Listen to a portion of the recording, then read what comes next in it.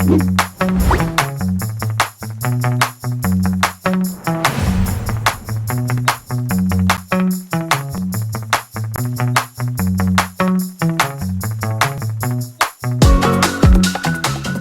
ប់ថ្ងៃនេះគឺជាកិច្ចសហប្រតិបត្តិការរបស់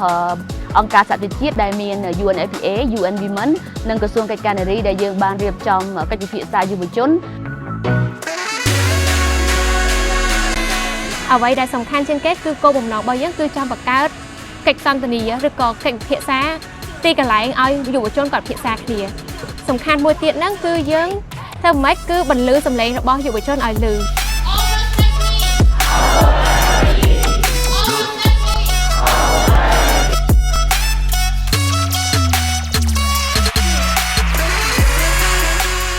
ហើយខ្ញុំគិតថាការចូលរួមនេះពិតជាសំខាន់មែនទែនក្នុងនាមជាយុវជនមួយរូបក្នុងប្រទេសកម្ពុជាដើម្បីធានាបាននៃការយល់ដឹងផ្នែកវិច័យការវិទ្យាចូលរួមយន្តកម្មនិងការកាត់បន្ថយនៃការប្រើប្រាស់ពហិង្សាគ្រប់ទម្រង់ទាំងអស់ខ្ញុំគិតថាសម្លេងយុវជនពិតជាមានសារៈសំខាន់មែនទែនដោយសារតែយុវជនគឺជាអនាគតហើយយុវជនក៏ជាអ្នកដែលប៉ះពាល់ផ្ទាល់ទៅលើបញ្ហាជាពិសេសទាក់ទងជាមួយនឹងពហិង្សាផ្អែកលើញ៉ាំដើរតាមប្រព័ន្ធអនឡាញអញ្ចឹងដោយសារទី1យុវជនជាភ្នាក់ងារនឹងការផ្លាស់ប្ដូរទី1ហើយទី2យើងឃើញថាតាមពិតអ្នកជនរងគ្រោះក្នុង TFGV ហ្នឹងក៏ភាគច្រើនជាយុវជនដែលគាត់ខ្វះការយល់ដឹងឬក៏អីចឹងដែរ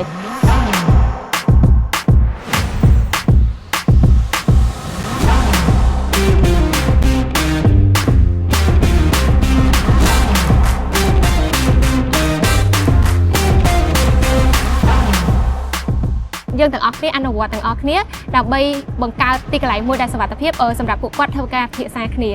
ហើយបន្ទាប់មកគឺយើងមានការធ្វើកិច្ចពិភាក្សា2ជុំកិច្ចពិភាក្សាទៅលើប្រធានបទ TFGV នឹងការកំណត់នៅនិយមន័យពិភាក្សាទៅលើទម្រង់ចែករំលែកនៅបទពិសោធន៍កិច្ចពិភាក្សាទី2គឺផ្ដោតសំខាន់ទៅលើការផ្ដល់នៅអនុសាសន៍ឬក៏ការស្វែងរកនៅយុទ្ធសាស្ត្រឬក៏ដំណោះស្រាយ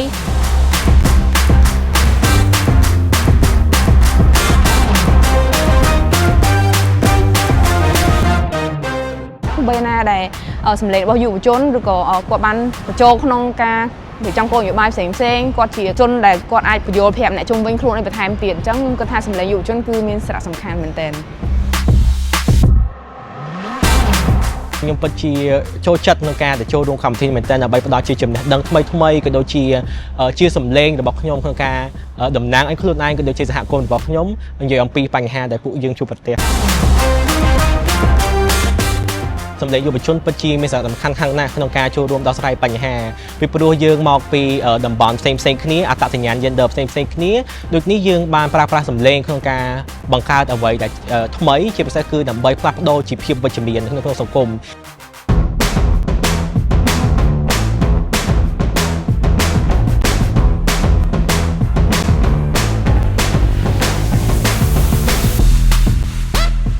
យើងត្រូវទទួលស្គាល់ថាសម្លេងរបស់យុវជនគឺមានសារៈសំខាន់ហើយយើងត្រូវបើកចិត្តស្ដាប់ផ្ដល់កន្លែងសុវត្ថិភាពរៀនសូត្រពីគ្នាទៅវិញទៅមកហើយស្វែងរកដំណោះស្រាយដែលគាត់ត្រូវការ